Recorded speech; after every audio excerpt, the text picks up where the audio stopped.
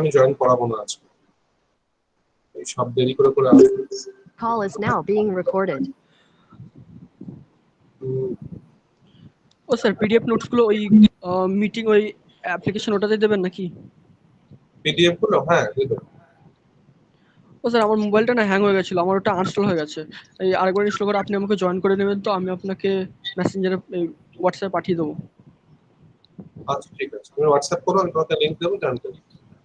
Okay sir, thank you.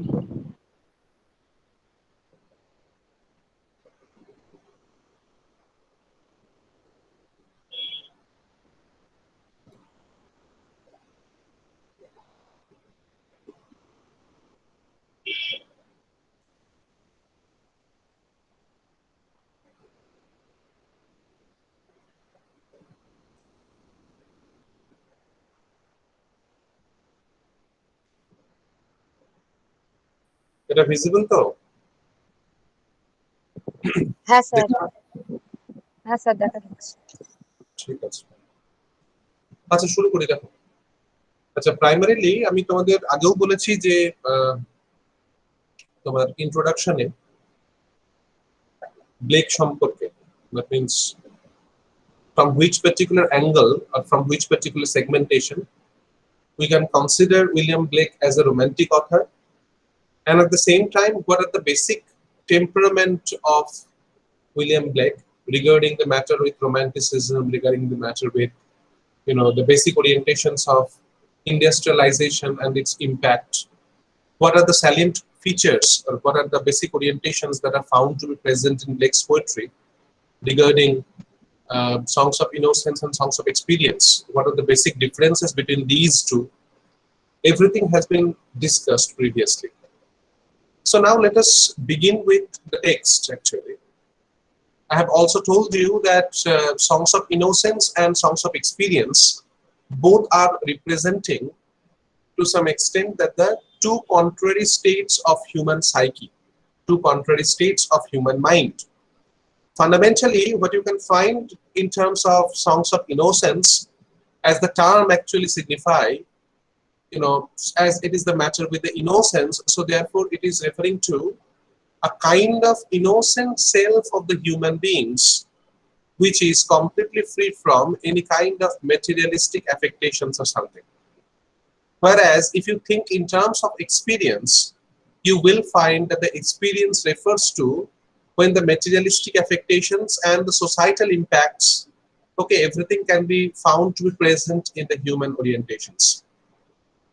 So at one point there is innocence, at another point there is experience, and as I mentioned just now, that these are referring to two contrary states of the human psyche, and somehow according to William Blake, it has been conceptualized, it has been pointed out that these are referring to two particular states of mind, and it is referring to the pre-industrial and the post-industrial Europe, to be specific.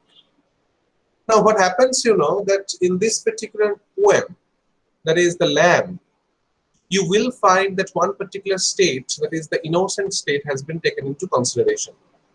What does it mean? The lamb, it says by William Blake, as you can see here. Lamb, if you consider something in terms of Christianity, if you consider in terms of something spiritual, if you consider in terms of some innocent orientations, then you will find that lamb has its own association with Christianity. Because Christ actually considered himself as the lamb. What does it mean? Christ considered himself to be the lamb, the meek and tender and innocent creature who was sacrificed at the altar of, to some extent, for the betterment of the people. Christ sacrificed himself for the betterment of his own people. And generally, when you consider that it is the matter with the lamb, then you will find that lamb is also being referred to in this particular form. Again, as lamb is being prefiguring, that the simplest kind of a creature, which is completely innocent, which is, completely free from any kind of pollution and corruption. So ultimately, the lamb actually represents that. Generally, identify the basic orientations of innocence, to identify the innocent childhood, to identify something, completely free from the corruption and pollution. And so William Blake has taken recourse to the lamb. And as I've already mentioned, that if we consider that the lamb is symbolically representing the innocent self, then ultimately the tiger with TY, it's not TI, it's TY, that is being spelled by William Blake. Tiger is considered to be the fierce animals, okay, or one of the fiercest animals actually. So, which has, it is to be considered that these are the byproduct of the society, and it is the byproduct of the experience. Okay, and I have already mentioned in my last class that somehow, though it has been conceptualized that the lamb and tiger, they are representing two antithetical figures, two antithetical animals, but at the same time you will find that somehow, if we consider that at one point there is lamb which is representing innocence, at another point there is the tiger which is representing experience, then you will find somehow that we cannot consider that experienced self, that is the tiger, it is not needed, it is extra. There is nothing actually that we can think about it, because that when it is the matter with the change, because in case of William Blake's writing, we find that there is a continuous orientation of revolution, the typical revolutionary zeal, the typical society and its evils, the society and its ills, always being pointed out by William Blake. And when he is working with the society and its evils, he is always propagating, he is always considering that somehow, if you think in terms of the evil, and ultimately you will find that to establish a kind of a change, to establish a kind of a transformation, a revolution, then obviously the innocent self cannot do everything. Okay, because the experienced self, like the character like tiger, it is also needed. And how the tiger works, how the tiger can be considered to be the byproduct of the society, I will come to that later when I will go with the poem The Tiger by William Blake. Now let us begin the poem The Lamb actually. Okay, just like a nursery rhyme, just like an innocent tale, okay, or maybe in a rhyme orientation, ultimately you will find that the poem actually begins. It says, "Little lamb who made thee, dost thou know who made thee? Gave the life, bid the feed, by the stream or the mead." So ultimately, here you will find, as if in a conversational way, in an interrogational form, you can find that it is being pointed out, it has been pointed out that little lamb, who made thee? So the primary question, the primary interrogation that takes into account here. Little lamb, who made thee? Dost thou know who made thee? So at the very beginning, at the very onset of this particular poem, you will find that the speaker is interrogating the lamb about the matter of creation. It is actually indicating the myth of creation to be specific. Now the question certainly arises that what does this myth of creation actually prefigures? Ultimately, you will find that whenever it is the matter with the Bible, whenever it is the matter with the Genesis part, that is the Genesis part is in the Bible, and ultimately there is a particular reference that God has created everything. Probably all these things. That God has, the bird, beasts and flowers, everything has been created. And God at the end, we know that at the end God has created Adam, and from the rib cage of Adam, the Eve was created. Now what happens, that everywhere you will find fundamentally that each and every creature that are living on earth, they have been created by God. So therefore, a particular kind of orientation to spiritualism, a particular reference to God and His creation, the myth of creation to be specific, all these things have been taken into consideration here.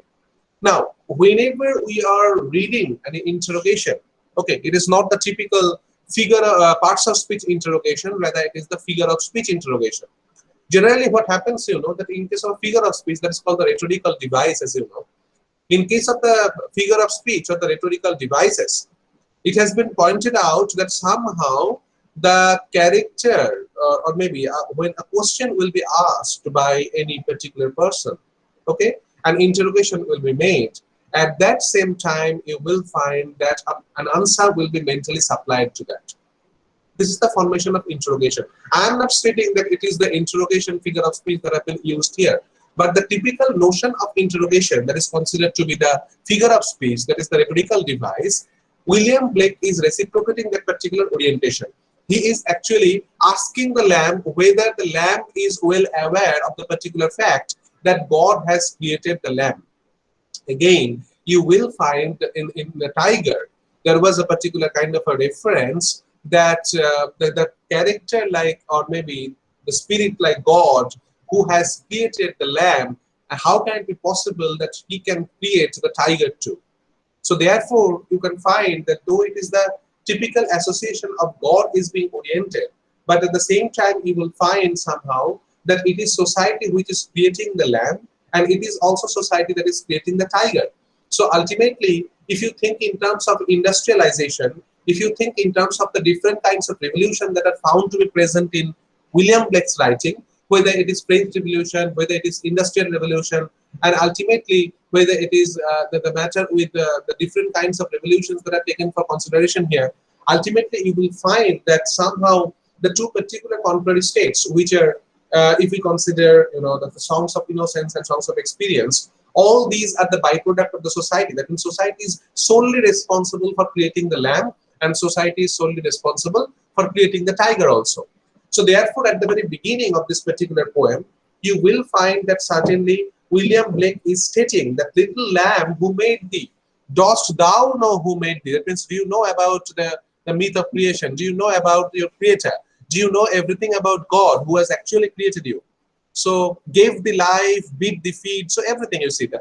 The essential notes or essential things that are considered to be important for your life, that are considered to be important for your existence, and it is God according to the biblical origin, according to the scriptural resources. It has been pointed out that, the life and feed, okay, and in the place that is what we can know, that it's the life and the food and the places to roam, everything has been provided to you by God. So ultimately the lamb is to be considered as a byproduct of the society. Society has created the lamb. On the other form, you can say that so far as the spiritual discourses are concerned, so far as the spiritual orientations are concerned, we have to consider that the lamb has been created by God. The lamb has been created by something related to God. And therefore it says, little lamb who made thee, dost thou know who made thee? And then it says, gave thee life and bid thee feed. So ultimately the life has been given to you, the food has been provided to you by the stream and over the mead, or it is called the syncope actually, the cut paratarchy. So ultimately the mead refers to the meadows and valleys where the lambs actually, the grazing field actually. Okay, so by the stream and over the mead, when you are moving, ultimately that particular space has been provided by God also. So God actually provided you the life, number one. God has provided you the food, number two. And when you are just grazing in the just beside the stream and over the mead, ultimately you have to keep it in mind that it is God who actually provided you that particular space to roam. So that's why you have to be related with God. You have to think about God. You have to think about the scriptural resources that actually made you the person you were. So therefore, the same thing actually continues. It says, gave the life and beat the feet by the stream and over the mead. Gave the clothing of delight, softest clothing, woolly bright. Now the question suddenly arises that gave the clothing of delight. Why it's considered to be the matter with delight? You can see that it is, that when it has been considered that the bleating of the lamb, okay, that is the sound that it utters actually. So the bleating of the lamb, it has been considered that somehow it indicates that as if the tender and innocent creature like the lamb, they are always in a joyous mode. They are always in a delighting mode. And ultimately, you will know probably that when Blake is writing this particular poem, Blake is representing the West, obviously.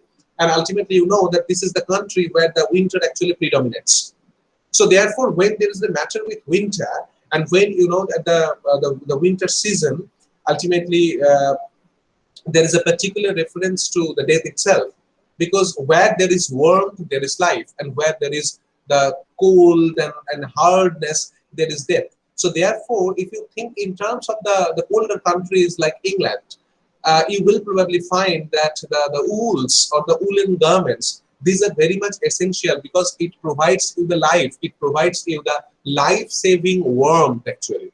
Okay, so what happens, you know, when it says that make the clothing of delight, what does it mean? That means the clothing of delight is actually referring to the kind of delightment, the kind of joyousness that can be found when you wore the clothing, the clothing that have been associated with the wool. So ultimately here you will find that somehow as the lambs have been covered with the wool, so therefore it is something delighting to them. But you can transfer that particular delightment to the human beings who are wearing the woolly garments and something. So therefore, it is God who actually provided you the clothing of delight. That means the wool that you have, okay?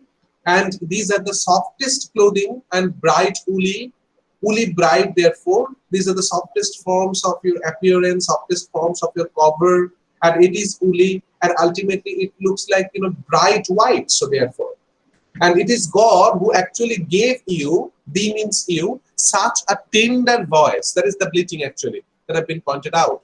And when you bleat, when you are in midst of your grazing, and when you bleat, it makes all the vales rejoice. That means with your bleating, with your sound actually, all the vales and all the valleys actually, they are coming into the rejoicing mood. They are coming into the mood of happiness, to be specific. Okay, so these are the orientations that have been taken for consideration by William Blake here. One by one, these have been pointed out here. I am repeating. So, little lamb, who made thee? Dost thou know who made thee? Gave thee life and bid thee feed by the stream or the mead. Gave thee clothing of delight, softest clothing, woolly bright. Gave thee such a tender voice, making all the vales rejoice. So ultimately, up to this particular portion, you will find that the appearance of the lamb has been pointed out, and wherever it is the matter with the sound and the grazing field and the food and the kind of appearance that it got, okay, the wools that are present here and the tender voice, everything, you know, for everything you have to depend on God, because God has provided you everything.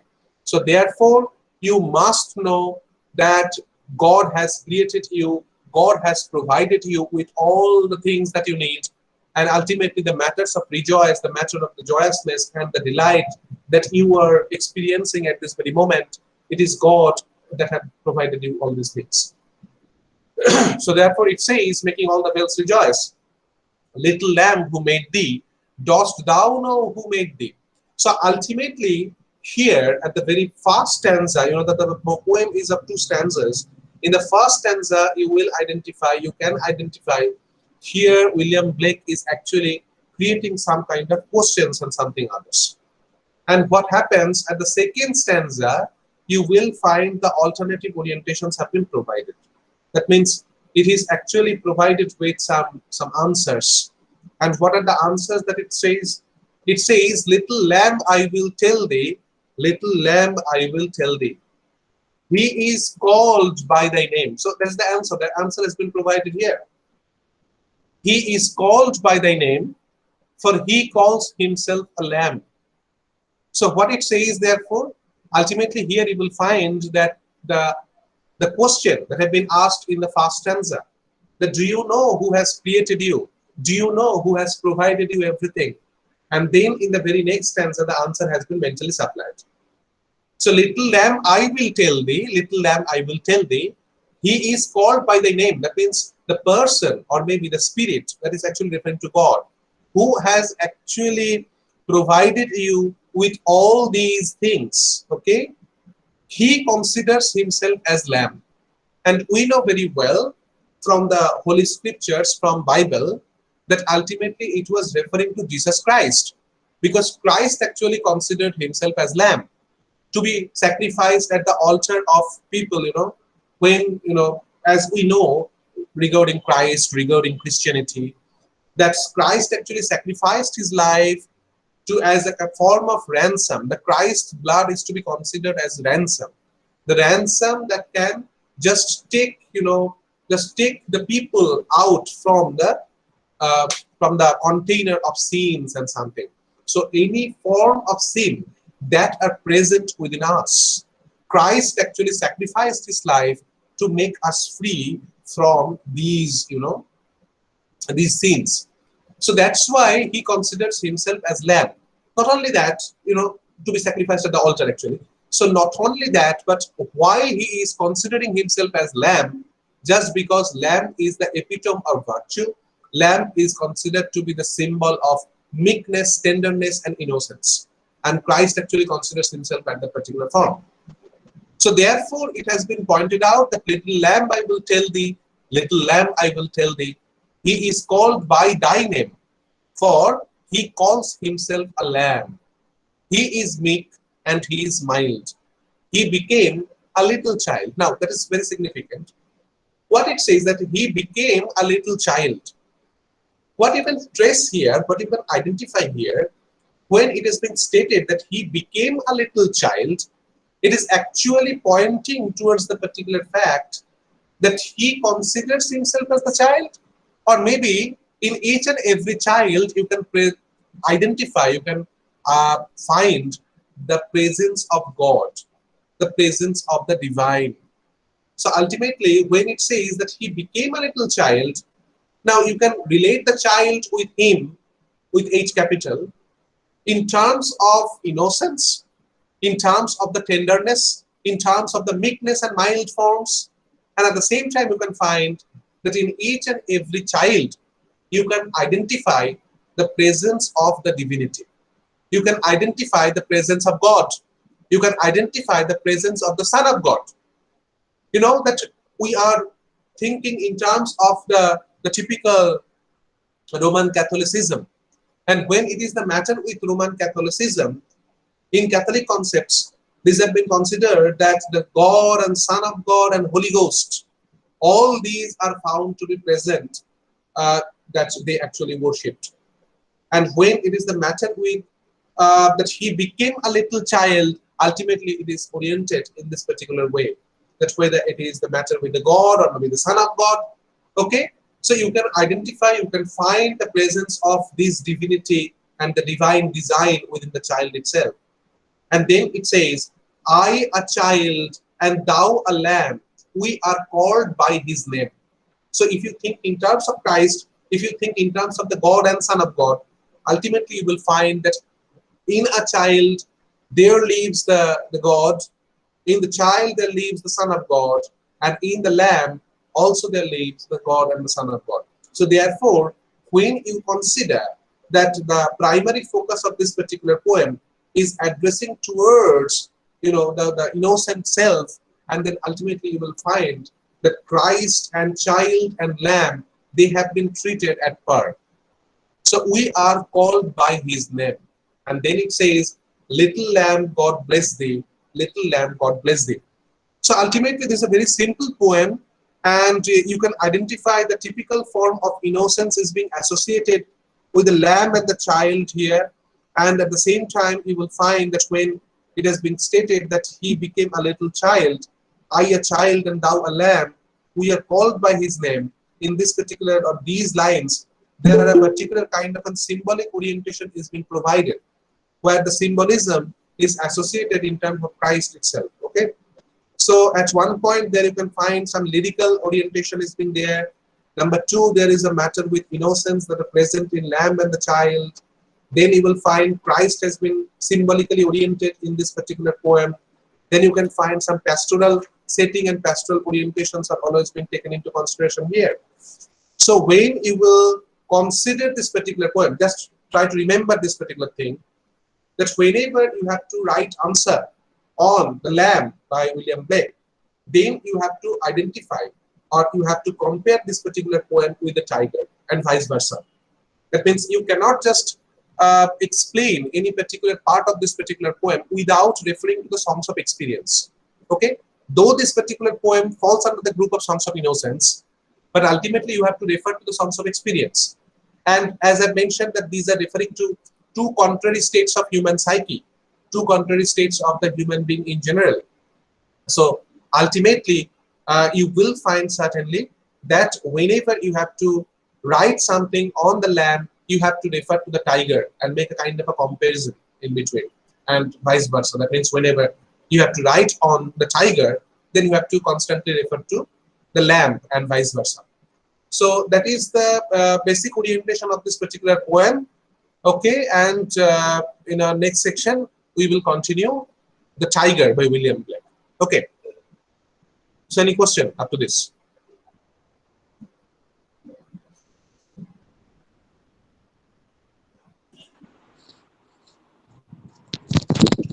Sir এখানে we are called by his name, এখানে we বলতে কাদের বোঝানো হয়েছে? এখানে ওই lamb and the speaker,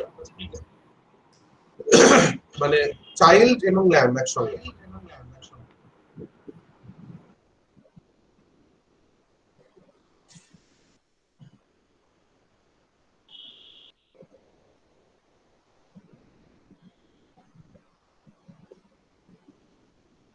sir making all the vales rejoice, এখানে সেন্টেন্সটার শেষে জিজ্ঞাসা চিহ্ন কেন আছে? কোথায় গো? দাঁড়াও এক সেকেন্ড।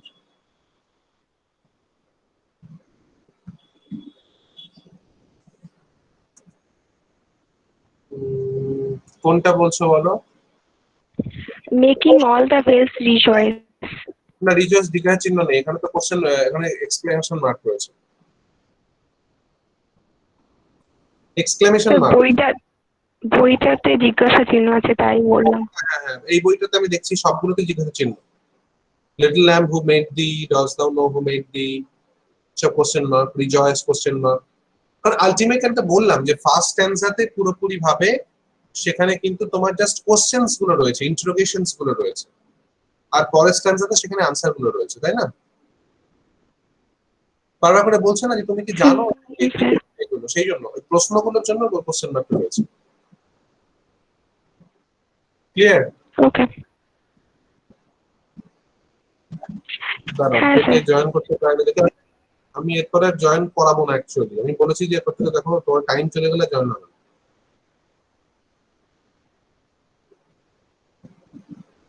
এক সেকেন্ড একটু ওয়েট করি, তারপর পরেরটা শুরু করছি।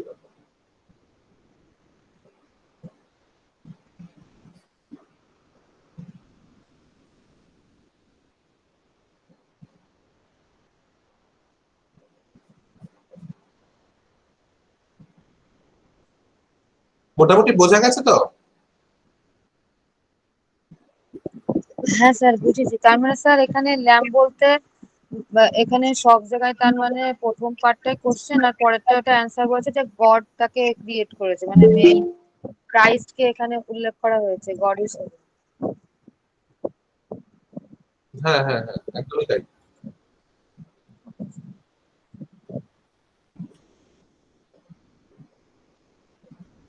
আর কোনো কোয়েরি কারোর কোনো?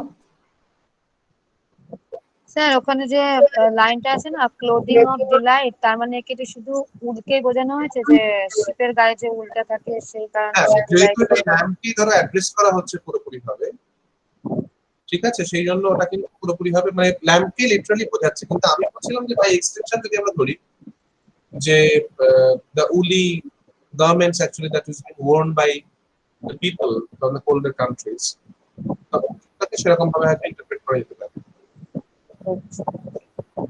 লিটারালি এটা কিন্তু ল্যাম্পকে সিগনিফাই করছে। ভয়েসটাকে টেন্ডার ভয়েস কেন বলা হয়েছে, ওই ল্যাম্পের ভয়েসটাকে? এটা ওরাই জানে যে কেন টেন্ডার ভয়েস বলা হয়েছে, কিন্তু আলটিমেটলি অনেক জায়গাতেই, শুধুমাত্র এটা এই কবিতা বলে নয়, অনেকগুলো কবিতাতেই আমরা দেখতে পাই যে ল্যাম্পকে কিন্তু অনেক জায়গাতেই তোমার আইডেন্টিফাই করে as if like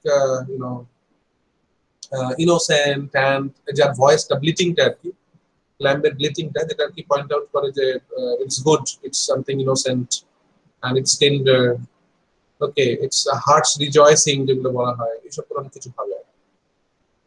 আমি তো আগেও বলেছি, দেখো আমি তো যখন নাইটিঙ্গেল পড়াচ্ছিলাম, মানে ওর টু নাইটিঙ্গেল, সেখানে আমি বলেছিলাম যে আলটিমেটলি ওই যে দুটো পার্ট রয়েছে, অবশ্যই সেটা কিটসিয়ান ছিল, যে দুটো পার্ট ওখানে ছিল, যে একদিকে তোমার কি বলে ওই বড় ফেনোমেনা নুমেরিয়ান কনসেপ্ট বলছিলাম না, নাইটিঙ্গেল পড়াচ্ছিল, হ্যাঁ স্যার বলেছিলেন। মানে যেখানে তোমার ফেনোমেনা মানে হ্যাঁ স্যার, হ্যাঁ কনজেক্টিভ, স্যার। যেখানে বলেছিলাম যে ফেনোমেনা পার্টটা কিন্তু পোয়েটসদের ক্ষেত্রে খুব একটা ইম্পর্টেন্ট হয় না, মানে that's why nightingale as a bird is not important, that we but what we find in Keats's poems, this is Keats's Nightingale, and Nightingale becomes a medium actually. একই রকম ভাবে তুমি যখন এই ল্যাম্ব এন্ড টাইগারকে দেখতে যাবে, obviously here you will find some basic orientations being incorporated, but at the same time you will find somehow the lamb no longer to be considered as a simple animal, rather the lamb has to be considered as a medium through which মানে এই মিডিয়ামটা কিরকম medium, যেটা আর কি তোমার এটার উল্টো হচ্ছে বলতে পারো, যে টাইগারের উল্টো বা ইনোসেন্স কে হয়তো রিপ্রেজেন্ট করছে। দ্যাটস ওয়াই ল্যাম্ব, এখানে ল্যাম্ব না হয়ে যদি এটা একটা ক্যাট বা ডগ হতো তাহলে কি এসে যেত না আর কি, বুঝতে পেরেছো? তখন তাকে হয়তো অন্যরকম ভাবে রিপ্রেজেন্ট করানো হবে। মানে এটা ব্লেকের ওরিয়েন্টেশন আর কি, এটাকে আমরা জাস্টিফাই করতে পারবো না যে কেন তাকে রিজয়েসিং মনে হচ্ছে বা কেন এটা। Okay sir. হ্যাঁ স্যার, বুঝেছি। এগুলো থাকে, মানে অনেক কবিতার ক্ষেত্রে এরকম ব্যাপার স্যাপার কিন্তু পাওয়া যায়, যে কিভাবে সেটাকে ইন্টারপ্রেট করবে বা কিভাবে কি করবে আর কি। ক্লিয়ার? তাহলে পরেরটাই যায় নাকি? হ্যাঁ স্যার। আর কার কোনো কোয়েরি ফ্রম ল্যাম্ব? স্যার তার মানে এই যে যে ল্যাম্প আছে আর টাইগার আছে এগুলো সোসাইটিরই এক একটা পার্ট, মানে কিছু মানুষ ইনোসেন্স আবার কিছু এক্সপেরিয়েন্স, এটাই বোঝাচ্ছে। হ্যাঁ, কিন্তু মানে কি বলতো, সোসাইটির ওই রকম ভাবে তো আমরা ধরতে পারি না, কিছু মানুষ ইনোসেন্ট কিছু এক্সপেরিয়েন্স। আসল ব্যাপারটা হচ্ছে তোমার যে ওই যে বললাম যে pre industrial Europe and post industrial ইউরোপকে রিপ্রেজেন্ট করে ব্লেকের ইনোসেন্ট পোয়েমস এবং এক্সপেরিয়েন্স পোয়েমস গুলো, বুঝলে? মানে ওইটার সঙ্গে সঙ্গে প্রচুর ধরনের সমস্যা আসছিল। ধরো তুমি ভাবো না, মানে আমরা ধরো একটা বড়সড় যখন একটা মুভমেন্ট হয়, হ্যাঁ, বড়সড় একটা কোনো সমস্যা যখন হয়, ধরো for example now we are going through, আমি আপনাদের আগেও বলেছি, now we are going through the living history, okay, now we are going through the difficulties, the huge forms of the problem that is happening today, মানে আমি Covid related matters বলছি আর কি। এইবার যে মানুষগুলো রাষ্ট্র সম্পর্কিত বা আমাদের কিছু হবে না জাতীয় এই ধরনের একটা কনসেপ্ট নিয়ে, আমরা তো খুব ভালো আছি জাতীয় এই ধরনের কনসেপ্ট নিয়ে যারা আমরা বাস করতাম, তারা কিন্তু পরবর্তীকালে মানে কোভিড পরবর্তী সময়ে যারা হয়তো কোনো না কোনো রকম ভাবে ক্ষতিগ্রস্ত হয়েছে, সেটা ফিনান্সিয়াল দিক থেকে হোক, সামাজিক দিক থেকে হোক, বা তোমার হয়তো মানে কি বলবো কোন মানুষের মৃত্যু সংক্রান্ত ব্যাপারটা দিয়ে, আলটিমেটলি পরবর্তীকালে তুমি কিন্তু তখন তুমি দেখতে পাবে যে ইউ নো এভরিথিং অ্যাকচুয়ালি। মানে আমি যদি বলে নিই যে এই যে প্যান্ডেমিকের আগের স্টেটটা, সেটা তোমার ইনোসেন্ট স্টেট, যেখানে তুমি পুরোপুরি সবকিছু বোঝো না, জানো না, আর বুঝতে পারো না কি ঘটনা হবে। আর প্যান্ডেমিকের পরবর্তী সময়কার তোমার যে স্টেটটা, সেটা হচ্ছে experience state, because you know everything what actually happen. বুঝতে পেরেছো? মানে তুমি এই ব্যাপারটাকে এই কোনো একটা রিভলিউশন বা কোনো একটা মুভমেন্টের প্রেক্ষিতে ভাবো, তাহলে তুমি বুঝতে পারবে যে প্রি আর পোস্টের মধ্যে কি করে ইনোসেন্ট এন্ড এক্সপিরিয়েন্স আসতে পারে। ইনোসেন্ট মানে তো আর এরকম হয় না সেটা বাচ্চা একদম যেরকম হয় সবাই সেরকম, এরকম তো হতে পারে, তাই না? মানে ইনোসেন্ট মানে কোথাও যেন একটা ইগনোরেন্সও কাজ করছে ওই জায়গায়। আর এক্সপিরিয়েন্স বলতে when you have got to gather the knowledge, when you have got the suffering and suffering provides you the knowledge, and knowledge actually makes you wisdom or wise actually. কি বুঝতে পেরেছো মনস্বিতা? হ্যাঁ স্যার, এবার clear হয়েছে ব্যাপারটা। ভাবে ব্যাপারটাকে ভাবো, তাহলে ব্যাপারটাকে বুঝতে পারবে যে কি বলতে চাইছে। হ্যাঁ স্যার। আর স্যার এই কবিতাটার এই স্পোকার হলো একজন চাইল্ড, তাই তো?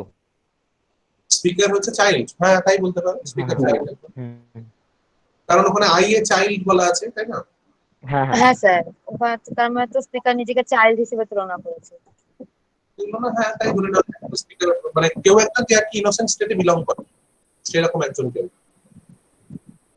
মানে স্যার ইনোসেন্ট হতে গেলে কি শুধু বাচ্চা হতে হবে, বড় হয়ে ইনোসেন্ট হওয়া যায় না? না, এরকম কোনো ব্যাপার নয়, অ্যাকচুয়ালি ডিপেন্ড করছে তুমি ইনোসেন্ট বলতে কি বোঝো তার উপরে। হ্যাঁ, মানে কোন ধরনের ইনোসেন্সের কথা তুমি ভাবছো তার উপর ডিপেন্ড করছে সেটা বাচ্চার ক্ষেত্রে গ্রহণযোগ্য নাকি পরবর্তী সময়। হ্যাঁ, আপনি যেটা বললেন নলেজ গ্যাদার, ওটা তো বড় হয়ে হয়, বাচ্চাদের তো সেরকম নলেজ থাকে না, সেই কারণে চাইল্ড হিসেবে তো বলা যেতেই পারে। কি হয় জানো তো, মানে কোন স্টেপটাতে এসে তুমি নলেজটা গ্যাদার করবে সেটাও কিন্তু স্পষ্ট নয়। মানে এমন হতে পারে যে একই বয়সী দুজন, তার মধ্যে কেউ হয়তো দেখতে ইনোসেন্ট আর কেউ হয়তো এক্সপিরিয়েন্স, তাই না? মানে হ্যাঁ, হ্যাঁ তেমন। অনেকেই হয়। জীবনের প্রেক্ষিতে যখন তুমি ভাবতে যাবে তখন কিন্তু তোমার ইনোসেন্ট আর এক্সপিরিয়েন্স যে ব্যাপার, যে দুটো সত্তা, সেই সত্তাগুলো কিন্তু তুমি এরকম নির্দিষ্ট করতে পারো না যে এই মুহূর্তে সে ইনোসেন্ট, এই মুহূর্তে সে এক্সপিরিয়েন্সড। হ্যাঁ, এটা এই তারপর স্যার যখন মানুষ বলো। যখন ওই বয়স্ক হয়ে যায় তখন কিন্তু স্যার দেখা যায় যে নলেজ গুলো সব আবার কমতে থাকে, যখন একটু বয়স হয়ে যাবে 70 বা 70+, নলেজ একটু কমতে তখন থাকে না। আসলে কি হয় বলতো, তখন ওই যে আমাদের সমাজটা না প্রত্যেকটা মুহূর্তে পাল্টায়। এইবার হ্যাঁ স্যার। আমরা যখন, যেটা হয় তুমি দেখবে যে যারা যে মানুষগুলো জেলে থাকে না, জেলের মধ্যে, হুম, হ্যাঁ হ্যাঁ মানে যেখানে তোমার ধরো হয়তো কোনো রকম নিউজ পেপার পৌঁছায় না, যদিও এখনকার সিস্টেমে সেটা নয়, কারণ টেলিভিশন রয়েছে, নিউজ পেপার আছে। কিন্তু আগে ছিল কি, মানে যখন কেউ একজন সংশোধনাগারে থাকতো বা জেলে থাকতো, তখন বহির্বিশ্বের সঙ্গে সে সম্পূর্ণ রকম ভাবে আলাদা হয়ে যেত। এইবার যখন সে আলাদা হয়ে যেত, ফর এক্সাম্পল 14 ইয়ার্স এর হয়তো সে ইমপ্রিজনমেন্ট পেয়েছে, হুম, 14 হ্যাঁ হ্যাঁ বছর পর যখন সে বাইরে বেরোতো তখন সে নিজেকে এলিয়েনেট ফিল করতো, কারণ ওই মানে প্রেক্ষিতটার সঙ্গে আমরা তো বুঝতে পারি না। তুমি দেখবে ঠিক যেভাবে বোঝা যায় না যে আমার ছোট্ট একটা বাচ্চা সে কত তাড়াতাড়ি বড় হচ্ছে, যদি না আমরা কনস্ট্যান্টলি তাকে, তার ছবিগুলোকে দেখতে যাই। মানে তুমি কত বড় হচ্ছ, তোমার কি করে বয়স বাড়ছে, তোমার কি করে চেহারা পাল্টাচ্ছে, তুমি কিন্তু একদিনে বুঝতে পারছো না। এইবার হ্যাঁ স্যার অবশ্যই। যেটা হচ্ছে ব্যাপার কি, যে যখন ওই যে বলছিলাম যে যখন 14 বছর পরে যখন কেউ একজন ইমপ্রিজনমেন্ট থেকে বাইরে আসে, তখন কিন্তু সে সেই সমাজটার সঙ্গে কোপ আপ করতে পারে না, সময় লাগে তার। কারণ যে পেসটা, মানে গতিটা যার সঙ্গে সে আর কি ছিল, তারপর যখন সে আবার ফিরে এসছে, সেই দুটোর গতিবেগ কিন্তু ডিফারেন্ট, পেসটা ডিফারেন্ট। বুঝতে পেরেছো? একই রকম ভাবে মানে এই যে তুমি বলছো যে বয়স্ক মানুষেরা হয়তো তখন আর পারে না কিছু, আসলে ব্যাপারটা হচ্ছে এটাই যে তারা সমাজের গতিবেগ থেকে তারা সরে যায়, এবং যে কারণে তারা কিন্তু নিজেদেরকে এরকম ভাবে পারে না। হ্যাঁ স্যার বুঝতে পেরেছি। একদমই তাই, যেটা ভবিষ্যৎ বলছো আর কি, শ্মশান রিডেম্পশন। কি বুঝতে পেরেছো কি বলছি আমি? এমন নয় কিন্তু যে বয়স্করা হঠাৎ করে ইনোসেন্ট হয়ে গেল, হ্যাঁ স্যার বুঝতে পেরেছি। ব্যাপারটা প্রভাব করতে পারছে না সমাজের সাথে, যেটা হয় আর কি। তুমি দেখবে খুব, আমি নিজে আর কি ব্যাপারটাকে ফেস করেছি, যে আমার এবং আমার বাবার বয়সের ডিফারেন্সটা খুব বেশি ছিল। খুব বেশি মানে আমি যখন জন্মাই তখন আমার বাবার বয়স 45 বছর, মানে 45 বছরের গ্যাপ, বুঝতে পারছো? মানে যখন আমার 20-25 বছর বয়স তখন আমার বাবার অলরেডি 70 বছর বয়স। এবার এখানে আমি বুঝতে পারতাম যে একটা বিরাট বড় জেনারেশন গ্যাপ আছে। যেটা হয় মানে 30-30 ঠিক আছে, কিন্তু যখন সেটা 50-এর কাছাকাছি চলে যাবে তখন কিন্তু ওই মানে দুটো কি বলবো, দুটো পৃথিবী আলাদা হয়ে যায় বেসিক্যালি। বুঝতে পারলে? মানে আমার কাছে পৃথিবী যা, সে হয়তো আমার যে মানে আগের জেনারেশন যদি গ্যাপটা অনেক বেশি থাকে, তাহলে তার কাছে কিন্তু পৃথিবীটা সম্পূর্ণ আলাদা, দৃষ্টিভঙ্গি আলাদা, চিন্তা ভাবনা আলাদা। যে কারণে তুমি যদি, মানে ব্যাপারটা কি, আমি তোমাদেরকেও যেটা জীবন দর্শন সম্পর্কে সবসময় যেটা আমি বলি, যে ultimately you have to keep pace with the society.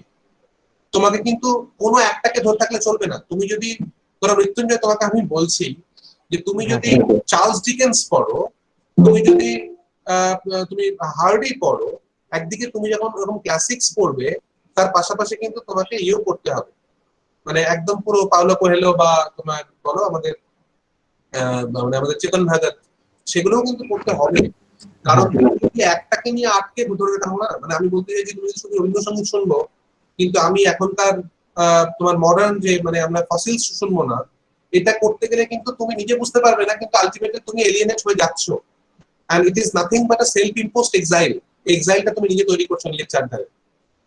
মানে তোমাকে যদি হ্যাঁ স্যার। পরিস্থিতির সঙ্গে কোপ আপ করতে হয় প্রত্যেকটা মুহূর্তে, that means you have to gradually change yourself. এবং চেঞ্জটা তখনই সম্ভব যখন তুমি তোমার চারধারে একটা পরীক্ষা তৈরি করবে না, যখন তুমি তোমার চারধারে একটা দেওয়াল তৈরি করবে না। এই দেওয়ালটা কিন্তু আমাদের পক্ষে খুব খারাপ। বুঝতে পারছো? যেমন দুটো পাশাপাশি কালচার থাকে, একটাকে বলা হয় ক্লাসিক কালচার, একটাকে বলা হয় pop culture, that is called the popular culture. হ্যাঁ হ্যাঁ কোনো একজন ঠিকঠাক পার্সন সেই দুটো সত্তাকে নিয়ে চলবে প্রপার ওয়েতে, বুঝলে? সে কিন্তু হ্যাঁ স্যার বুঝতে প্রগ্রেসিভ থিঙ্কার আর কি। যার জন্য কোনো একটা, অবশ্যই এটা হবে যে এটা আমার ভালো লাগে না, ওটা খারাপ লাগে, মানে এটা ভালো লাগে ওটা খারাপ লাগে, কিন্তু তবুও তোমাকে দুটো দিক নিয়ে কিন্তু চলতে হবে। মানে ডোন্ট বি রিজিড কোনো দিক থেকে আর কি। এই রিজিডিটি খুব খারাপ হয়, বুঝলে? এটা যাকে এটা হ্যাঁ জীবন দর্শনের স্যার। কথা। আলটিমেটলি এই যে ধরো তোমার মনে হচ্ছে যে কোনো একজন বয়স্ক মানুষ যখন তোমাকে পড়াচ্ছেন, তুমি হয়তো মনে করতে পারে তোমার পছন্দ হচ্ছে না সেই টিচারকে। কেন পছন্দ হচ্ছে না? কারণ তুমি যে ধরনের কথাবার্তাগুলো এক্সপেক্ট করো, যেটা তোমার সমাজের সঙ্গে মেলে, সেই কথাবার্তাগুলো সেই মানুষটা মেনে বলছেন না। কেন বলছেন না? কারণ তিনি তার সমাজটাকে ধরে নিয়ে বসে আছেন, মানে আজ থেকে এটা 40 বছর আগে ছিল। বুঝতে পেরেছো? এই সমস্যাগুলো হ্যাঁ স্যার হয়। বুঝেছি। ঠিক আছে, তাহলে এবার আমরা পরেরটাই যাই। টাইগার, না জল খেয়ে নি।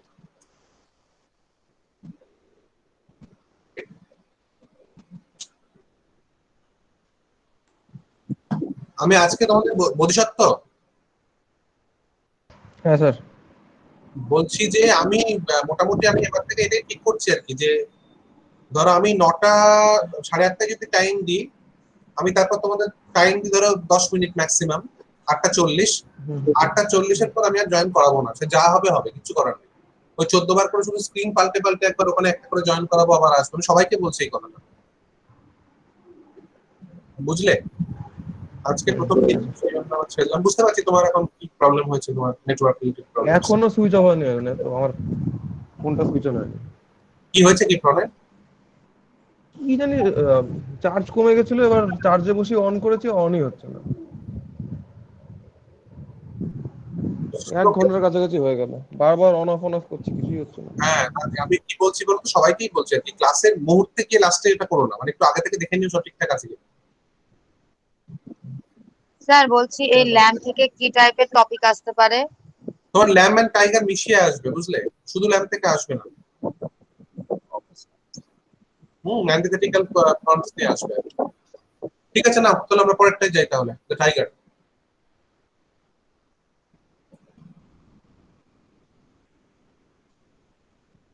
আচ্ছা, before going to the poem that is the tiger, we need to know something about the particular kind of symbols or the use of symbols that are found to be present in text writing.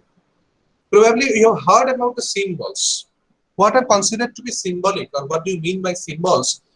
You know that different kind of images, okay, that when some particular orientation actually provides you something symbolic, that means it means something extra, then that is to be considered as symbols.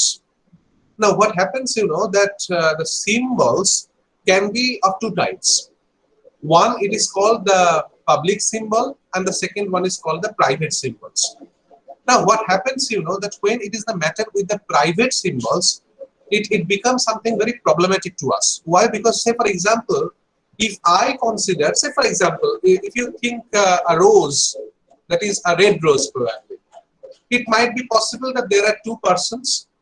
If to one, the rose can be considered to be a symbol of love, then the second one may consider the red rose as a symbol of communism.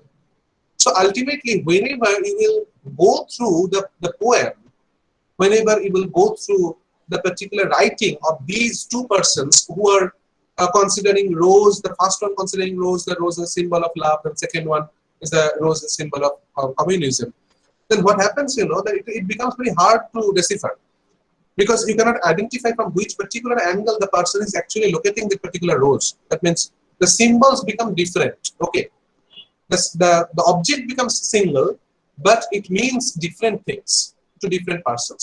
So this is called the private symbols. And when these particular private symbols have been recurrently used, okay, and used by others also, then a time comes when the symbol becomes public. So when it is a matter with public symbols, it is well known to us. Say for example, sunrise refers to something positive and sunset to something negative. Peacock refers to pride, okay, and eagle refers to power. So these are the kind of symbols. Say for example, cross symbolizes Christianity, red cross symbolizes something medicinal. So these are the symbols that becomes public symbols. Now what happens, you know, that whenever it is the matter with the public symbols, these are easy to decipher, these are easy to break. But when it is the matter with the private symbols, these are very problematic to identify from for which particular angle or which particular orientation the person is referring to any particular symbol. In case of Blake's writing, Blake is a symbolist, okay? Because in Blake's writing, we can find there are, huge amount of symbols being used. But these are, in most cases, we find that these symbols are considered to be the private symbols. So therefore, you have to identify the basic reasons or identify the basic, basic interpretations. That's what are the types of symbol or what particular symbol refers to something other and something like that. Say for example, I'm just reading a particular list of symbols that Blake is using in his poems. Say for example, there is a list of innocence symbols, okay? And I'm just reading. Just remember, children, sheep, wild birds, wild flowers, green fields, dawns, dews, spring, shepherds, valleys, and hills. So these are altogether considered to be the symbol of innocence. I repeat, children, sheep, wild birds, wild flowers, green fields, dawns, dew, spring, shepherd, valleys, hills. These are the symbols of innocence. Now, there is a particular reference to the symbol of energy. Okay? Energy symbols are lions, tigers, wolves, eagles, noon, summer, sun, fire, sword, spears. So these are the energy symbols. So therefore, if lions, tigers, wolves, eagles, these are considered to be the symbols of energy. So therefore, you will find that when we are going through the poem like the tiger, so symbolically it is representing the particular kind of an energy that is inherent within the tiger, and that particular form of energy that is actually needed for the revolutionary activities and something. Okay, so ultimately tiger, as I've already mentioned, that if I consider there is a particular kind of a flow of thinking when we consider the lamb as meek and tender and innocent and free from any kind of corruption, as the contrary self, the tiger is representing the self of experience. So we cannot consider the tiger is something evil. Rather, tiger is the symbol of energy, and energy is also needed to change the society. So from that particular angle, we have to read this particular poem, the tiger. Again, there are other symbols. Say for example, sexual symbols, and these can be listed in this way: dreams, branches of trees, roses, gold, silver, moonlight. These are also associated with the nets and cages and fairies. These are considered to be sexual symbols. Now, when you think in terms of corruption symbol, then you will find it is looms and curtains and cities, houses, snakes, evening, silence, disease. All these are considered to be the symbol of corruption. And the last there is the oppression symbols: priests, mills, mills, forests. Remember, here is the forest. Mountains, seas, caves, clouds, thunder, frost, night, stars, winter, stone, and iron. So these are all symbols of oppression. These are important for this particular poem also, because there is here you will find the forest, here you will find the night, and also there is reference to the stars. So these are symbols of oppression.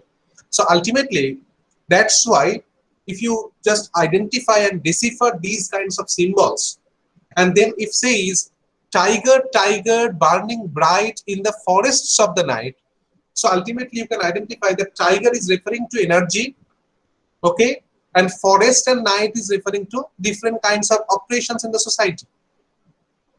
Okay, so from that very angle, from that very positioning, you can identify that what the poem actually incorporates.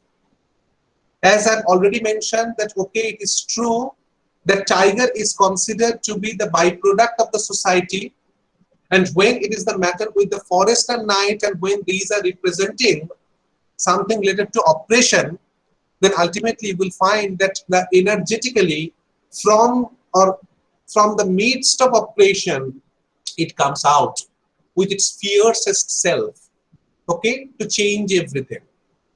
So that's why it begins, tiger, tiger, burning bright. Now the question suddenly arises, how can the tiger burning bright?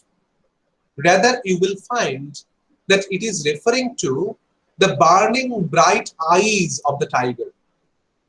And therefore it says, tiger, tiger, burning bright in the forest of the night. Now, at the very beginning, at the very onset of this particular poem, you will certainly find that the tiger has been spelled by William Blake in a different way. It is not T-I-G here, rather it is T-Y-G here. Why he is using this particular spelling? Just because of the particular fact, as you know, that Y, by using Y, he is providing an extra emphasis on the vowel sound. And when you say it's not tiger, rather tiger, then you will find certainly that it becomes more powerful. So to impose power, that particular spelling has been used by William Blake. And then it says, tiger, tiger, burning bright, the burning bright eyes of tiger, and that is completely visible from the forest of the night. Okay, in midst of different kinds of operations, you know, the powerful tiger is coming out. And then it is a matter with, you know, a kind of astonishment, a kind of surprise is here. And the question is there, what immortal hand or eye could frame that fearful symmetry? Sorry. So what you can identify here, the particular kind of tiger that have been presented here, it is probably the outlook of the tiger, it resembles the Royal Bengal tiger, the fiercest one among the species of tigers. So the kind of fearful symmetry, symmetry means, you know, well proportioned, but the appearance of the tiger, it seems to be fearful. So the question suddenly arises, what immortal hand or eye could frame the fearful symmetry? So again, I have to refer to the kind of, you know, it is nothing but what you can trace here. It is the figure of speech, that is interrogation, where the answer is mentally supplied to that. What immortal hand or eye could frame the fearful symmetry? And ultimately you can identify that it is God who has actually created that. But if I consider that the tiger is the byproduct of the society, say for example, if you think in terms of the Industrial Revolution, then ultimately you will find that Industrial Revolution had actually given birth to a group of personalities who are responsible for that particular kind of revolution. Now, the industrial operations are there. Okay, you can find the class had been, one particular capitalist class is actually dominating the proletariats. And when there the operation was going on, the exploitation was going on, the subjugation was going on, ultimately you will find that the subjugated, exploited, and the victimized personalities, they are forming a large party, they are forming a large group, and then they are, you know, fiercely, okay, they are entering into the form of revolution. So whenever you will find that the particular kind of energy that is inherent within that particular group, who are actually aiming for the change, who are aiming for the topsy-turvy. So ultimately, that fearful appearance is the byproduct, or the fearful existence of this particular group, of this particular party, is the byproduct of the society itself, is the byproduct of the capitalists' orientations itself. So therefore it says, the tiger, tiger, burning bright in the forest of the night, what immortal hand or eye could frame thy fearful symmetry? And then it says, in what distant deeps or skies burned the fire of thine eyes? So again the questions. Here you will find that the deeps and skies, if you think in terms of the skies, okay, it can refer to the upper section of the society. If you think in terms of the deeps, they are actually referring to the lower section of the society. And the deeps are literally, but literally it means, skies means, you know, the sky from where the thunder actually comes. And the deeps are referring to the volcanoes, where you can find the magma is blasting to some extent. So the fire that is inherent within the eyes of the tiger, the question suddenly arises that what is the source of these eyes or source of these fire? Is it true that the fire has been taken from the volcanoes, from the magmas and lavas? Or the fire has been coming from the thunder that is coming in the skies, coming from the skies? So that is the question that is being interrogated here. So in what distant deeps and skies burned the fire of thine eyes? Okay? On what wings dare he aspire? What the hand dare seize the fire? Now, when there is the matter with the wings, here you will find a particular biblical orientation has been always taken care of. Now, when it is the matter with the wings, as you can know, that ultimately here is a particular kind of a note that has been provided regarding the matter with the wings. Okay, and it is the Blake's fine color print known as, I'm reading from a particular section, the Elohim creating Adam. I repeat, the Elohim, spelling Elohim, the Elohim creating Adam. And in that particular color print, Blake actually depicts the creator as a majestic winged human figure hovering in the air immediately above the newly created Adam. So when Adam was created, God was seen as having the majestic, winged human figure. Okay, so that's why on what wings dare he aspire? So ultimately in the myth of creation, though there was the reference to the creation of Adam, but ultimately when it is the matter with the tiger, here you will find that the aspiration of God, okay, with the proper form of wings being incorporated here. Okay, so ultimately you can find that the poet actually wonders to think who designed the dreadful yet well-proportioned shape of the body. Okay, and at the same time, it is referring to that, the God who has created the tiger, how particular form of aspiration was present there, and how the winged creature actually hovering over the creature itself, when the creation has been made. And then it says, what the hand dare seize the fire? Now, when there is the matter with what the hand dare seize the fire, ultimately, presumably, it is referring to the legend of Prometheus, okay, who stole fire from the heaven for the use of mankind. And ultimately, these two references, one, it is the Elohim creating Adam, and the second, there is a particular reference to the Prometheus who actually stole the fire from, from heaven. These are the references. Why? Because everywhere where the aspiration of the creator, and maybe where the reference to Prometheus, who is actually, the stealing the fire for the betterment of the people, everywhere you can identify a certain kind of a change is perceptible. That means as a byproduct of these deeds, a particular kind of a change cannot be negated. Okay, that particular thing is always in work here. So therefore it says, in what distant deeps and skies burnt the fire of thine eyes? On what wings dare he aspire? What the hand dare seize the fire? The same orientation, the same matter of, to some extent the matter of surprise is continuing. And what shoulder and what art could twist the sinews of thy heart? That means, how can it be possible? How powerful the creator was. Okay, because the fearful or fiercest animal like tiger had been created by the creator. And when the creator was creating the shoulder, when the creator was with an enormous formation of art is twisting the sinews mean the muscles of the heart, it was something horrific, it was something fearful. And ultimately, it is a matter of surprise to the speaker. What shoulder and what art? Okay, so it's a matter of surprise that you can see. Could twist the sinews of the heart. And when thy heart began to beat, okay, the fiercest animal is lying there. The life has been provided to it. and ultimately the heart has been created, the muscles have been twisted, and now it is beginning to beat.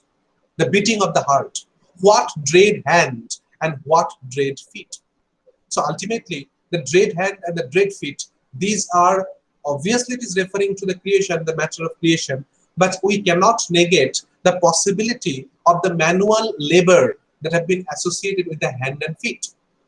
Now, as I have already mentioned, that here the creation of the tiger is always being classified, is always being pointed out by William Blake as, as a byproduct of the industrialization, as a byproduct of the machinations, of the byproduct of the creation of the industries. So therefore, you can find that when the creation has been made, it has been done by the laborers, by the workers, okay? So that particular orientation is taken care of.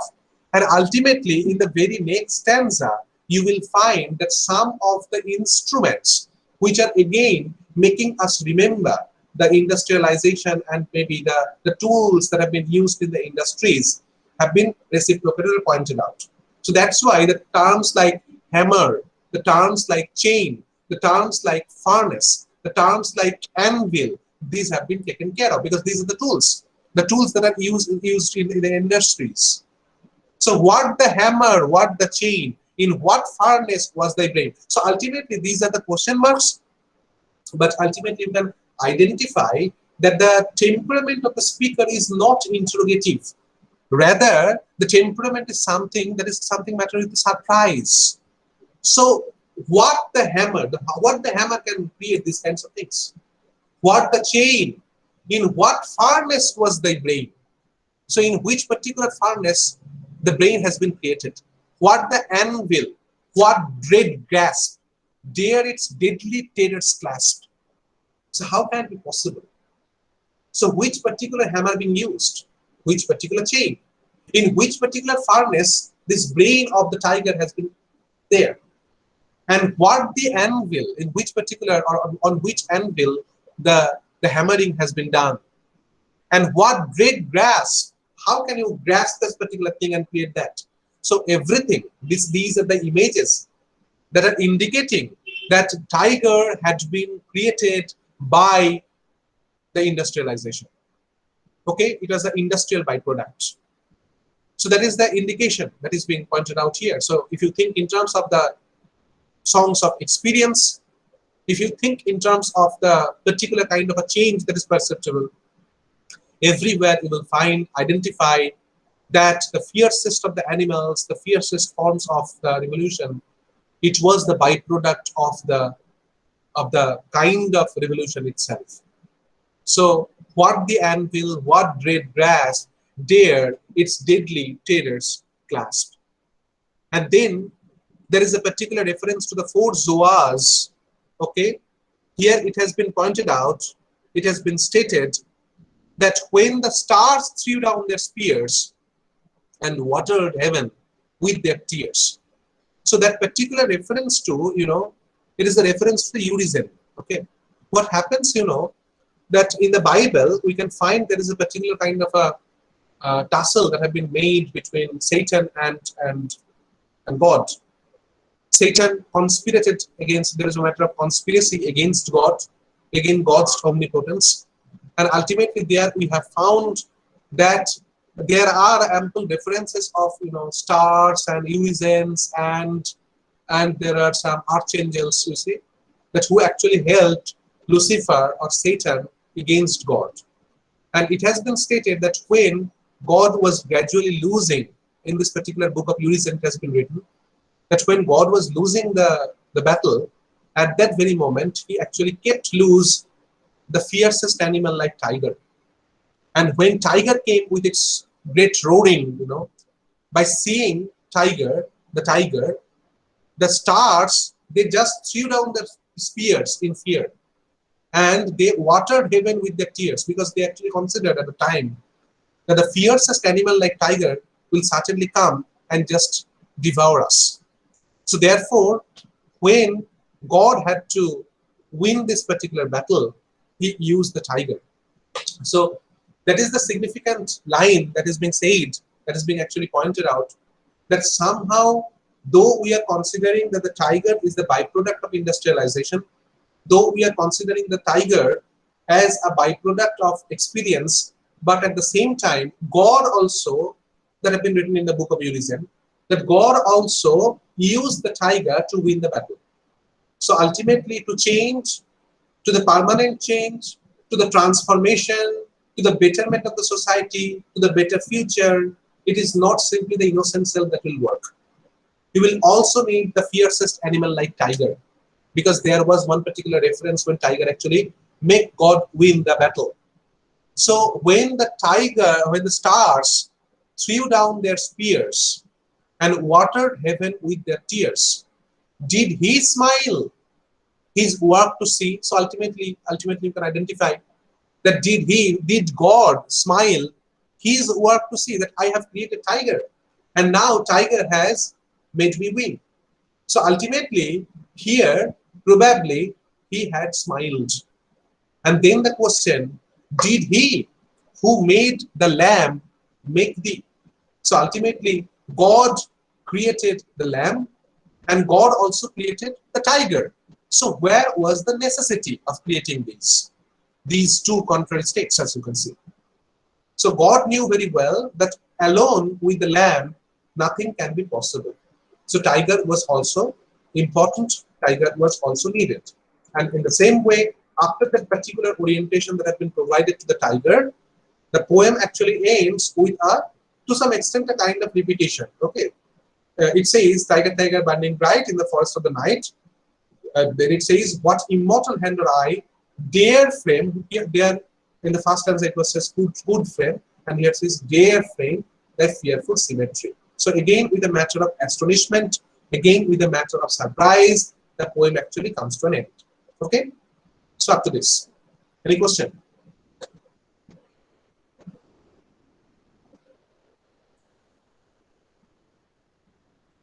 বোঝা গেছে? হ্যাঁ sir বুঝেছি sir. ওই হ্যাঁ sir. Immortal hand আর eye কেন বলেছে? ওটা বলো।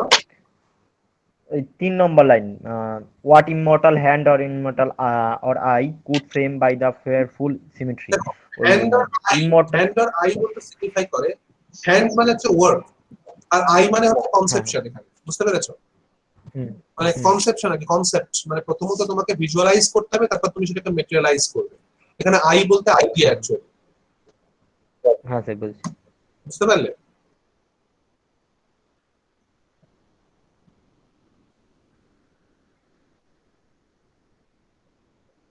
Is it being clear to you? তোমাদের দেখো আবার পার্টিসিপেন্ট এখন 26 হয়ে গেছে, মানে আমাকে বাদ দিয়ে। হ্যাঁ স্যার। স্যার টপিকগুলো বললে ভালো হতো। টপিকস? হ্যাঁ স্যার। তুমি ওটা এরকম ভাবে লেখো যে contrary states of human psyche, হ্যাঁ, both lamb and tiger represents the two contrary states of human psyche. ওকে, এটা একটা লেখো। আর একটা হচ্ছে তোমার ওই sounds of innocence versus sounds of experience, ওটাকে আলাদা করে একটা পড়ে রাখবে, যেগুলো তোমার টেক্সট গুলোকে নিয়ে একটা করে ক্রিটিক্যাল অ্যাপ্রিসিয়েশন বানিয়ে রাখবে। এখান থেকে লাইন তুলে কোশ্চেন দিতে পারে, কোন একটা স্ট্যান্সা তুলে নিয়ে এক্সপ্লেইন করতে।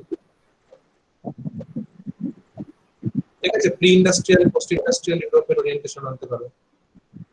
আলাদা করে সেরকম টপিক এখানে লাগবে না অ্যাকচুয়ালি, বুঝতে পারলে?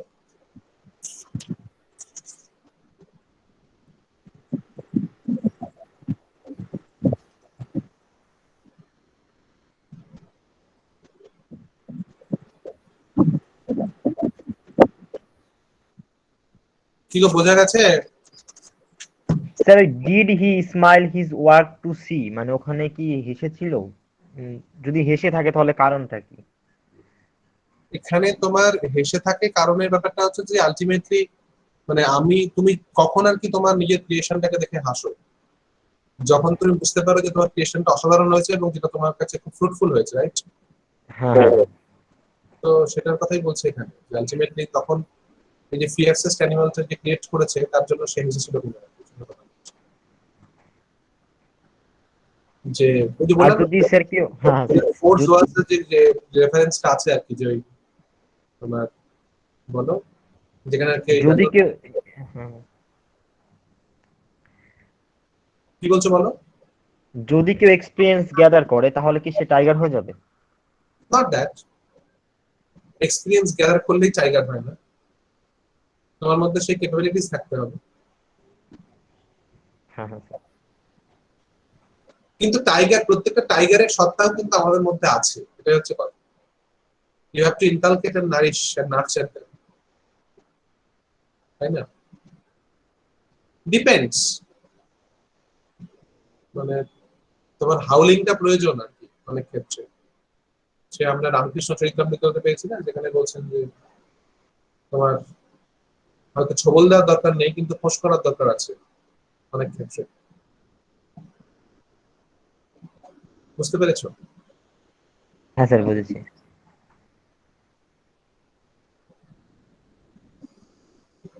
সব থেকে মুশকিলের ব্যাপারটা হচ্ছে কি জানো তো, যখনই আমরা, তুমি যখন খুব নরম হয়ে যাও না, তখন দেখবে সেগুলো সুযোগ নিতে শুরু করে মানুষ।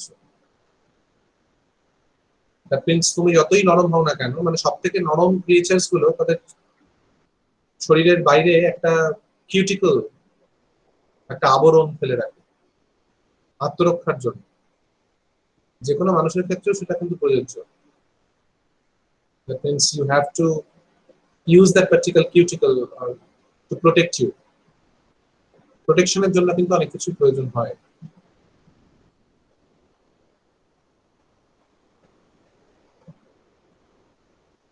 ঠিক আছে, আর কি, এসব জ্ঞান তো সারা জীবন থেকে তোমরা